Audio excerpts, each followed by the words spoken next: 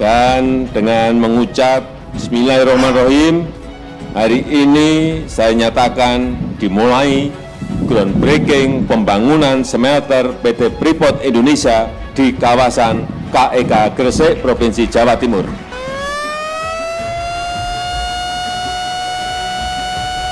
Freeport adalah akar persoalan dari yang menghambat hak kemerdekaan orang Papua. Apa yang sedang berkecamuk dalam pikirannya itu apa?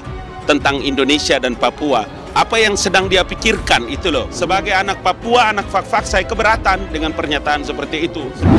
Presiden Joko Widodo bersama rombongan melakukan peletakan batu pertama pembangunan pabrik pemurnian dan pengolahan atau smelter PT Freeport Indonesia di kawasan ekonomi khusus Kabupaten Gresik, Jawa Timur. Presiden Joko Widodo menegaskan fasilitas pengolahan dan pemurnian konsentrat ini akan menjadi salah satu pabrik smelter terbesar di dunia. Masuk dalam kategori 7 negara yang memiliki cadangan tembaga terbesar di dunia. Jokowi hanya bangun 231 km dari Wamena sampai Nduga. Itu satu-satunya yang dibangun Jokowi. Saudara harus tahu ya, yang dikeluarkan oleh pemerintah untuk Papua kalau dibandingkan rata-rata nasional dengan rata-rata dengan yang diberikan kepada Papua per kepala, itu Papua itu mendapat 17 kali lebih besar dana yang diperlukan atau yang dikeluarkan oleh pemerintah untuk keperluan orang Papua per orang, 17 kali lebih besar dibandingkan dengan rata-rata nasional. Setelah rampung, pabrik ini bisa mengolah 1,7 juta ton konsentrat tembaga dan 480.000 logam tembaga. Pembangunan smelter PT Freeport Indonesia di Gresik ditargetkan beroperasi pada 2023 mendatang. Potensi yang sangat besar ini harus kita manfaatkan sebaik-baiknya. Kalau sekarang ini, kalau kita lihat zaman Jokowi itu lebih kepada pencitraan media. Bayangkan satu media mainstream nasional aja, Jalan Freeport itu dijadikan sebagai foto utama, kemudian seakan-akan itu dibangun oleh pemerintah sekarang. Bahkan sampai ada jalan tol dari Sorong sampai Merauke, bahkan ada yang nulis gini, media. Bicara juga di Jayapura untuk bisa membantu pemerintah, opinion leaders, kepala-kepala adat, tokoh agama, pendeta, pastor, untuk membantu sebagai anak Papua yang ada di istana negara di pemerintahan. Saya keberatan kalau hanya Papua dan Fak-Fak juga dalam situasi begitu. Pembangunan smelter ini diharapkan bisa memberikan pemasukan bagi negara serta membuka lapangan pekerjaan di Kabupaten Gresik dan Provinsi Jawa Timur. Sebesar-besarnya untuk kemakmuran rakyat dengan menciptakan nilai tambah yang setinggi-tingginya bagi ekonomi kita. Kalau saya bohong, silakan saya diapa-apain juga nggak apa-apa lah. Saya siap menghadapi secara fair ya, bahwa baru satu ruas jalur. Orang mengatakan pemerintah pusat itu mengeruk dana dari kekayaan alam Papua. Secara sewenang-wenang rakyat Papua tidak kebagian. Nah saudara, catat ini. Seluruh kekayaan alam yang dieksplorasi dari Papua, pajak-pajaknya termasuk Freeport dan lain-lain, kekayaan alam yang lain, Freeport dan kekayaan alam yang lain-lain. Freeport itu beroperasinya dari Jakarta. Itu hanya memberi kontribusi 12 triliun kepada nasional. Sementara nasional mengeluarkan 46 triliun untuk Papua. Jadi apa yang dikatakan Pak Bega itu, ya silakan saja dia mengatakan seperti itu. Cuman kita pada fakta saja. Fakta yang bisa dilihat sih. Di Google aja Trans Papua, lihat berapa jalan yang sudah dibuat.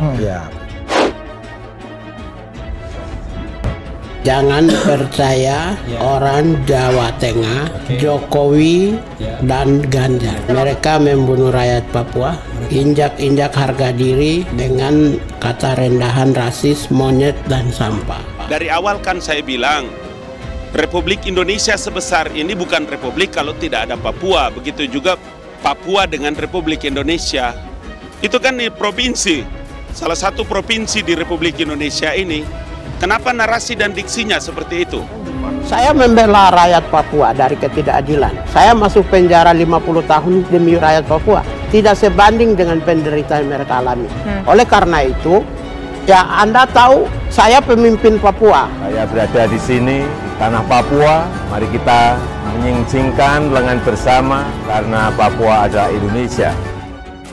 Mantan Komisioner Komnas HAM Natalius Pigai memberikan komentar menohok atas pembangunan pabrik smelter PT Freeport Indonesia di Gresik, Jawa Timur. Tokoh asal Papua itu menilai pembangunan itu tidak adil bagi warga Papua sebab PT Freeport menambang di bumi Cendrawasih. Ini tidak adil bagi Papua. Papua dapat apa? Semua yang baik akan terlihat, yang buruk juga akan ketahuan. Saya bukan orang jahat, saya pembela kemanusiaan dan keadilan, kata Natalius dikutip fajar.co.id Rabu 13 Oktober 2021. Seperti diketahui, Presiden Joko Widodo atau Jokowi baru saja meresmikan groundbreaking pabrik smelter PT Freeport Indonesia. Pabrik smelter tersebut terletak di kawasan ekonomi khusus atau KEK Gresik. Kehadiran smelter di KEK Gresik diharapkan dapat memancing masuknya investor lain ke kawasan ekonomi khusus tersebut. Saya berharap kehadiran Freeport Indonesia di kawasan ekonomi khusus di Gresik ini akan menjadi daya tarik bagi industri-industri lain untuk masuk ke KEK Gresik ini. Khususnya industri turunan tembaga untuk ikut berinvestasi di sini, ujar Jokowi Selasa 12 Oktober 2021. Jokowi bilang smelter Freeport Indonesia tersebut memiliki kapasitas 1,7 ton konsentrat tembaga per tahun. Angka tersebut merupakan yang terbesar di dunia. Pemerintah juga akan terus memberikan dukungan perbaikan iklim investasi di Indonesia. Hal itu baik dalam pembangunan infrastruktur maupun terkait kemudahan dan kepastian berusaha. Jadi proyek ini adalah pembangunan smelter tembaga di Indonesia dengan kapasitas total 1,7 juta ton konsentrat tembaga yang diproses per tahunnya. Dan proyek ini adalah sebagai kewajiban PT FI seperti yang tertulis dalam IUPK atau Izin Usaha Pertambangan Khusus PT FI.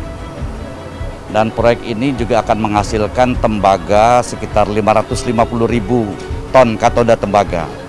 Dan di samping smelter tembaga juga akan dibangun precious metal refinery, yaitu pemurnian logam mulia antara lain emas dan perak yang akan dilakukan juga di sini. Dan hasilnya itu ada sekitar 35-40 ton emas yang akan diproduksi di tempat ini. Di mana kami membangun kawasan industri terintegrasi sebesar 3.000 hektar yang terdiri dari 400 hektar pelabuhan laut dalam, 1.800 hektar kawasan industri, dan 800 hektar kawasan hunian dan komersial. Dan kami harapkan dalam 5 tahun ke depan kami dapat menyerap investasi sekitar 7 miliar US dollar dan menyerap tenaga kerja 40.000 tenaga kerja. Kami menargetkan dalam 15 tahun yang ke depan dapat menarik investasi sebesar 17 miliar dolar dan insya Allah bisa menyerap tenaga kerja sekitar 200.000 tenaga kerja.